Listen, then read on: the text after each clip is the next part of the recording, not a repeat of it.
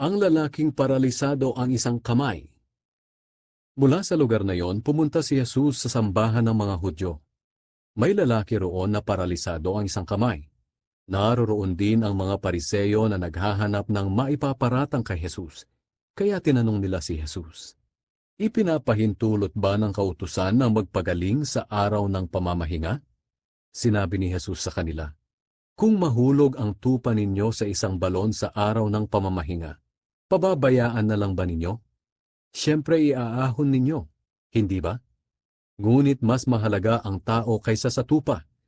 Kaya ipinapahintulot ng kautusan ang paggawa ng mabuti sa araw ng pamamahinga."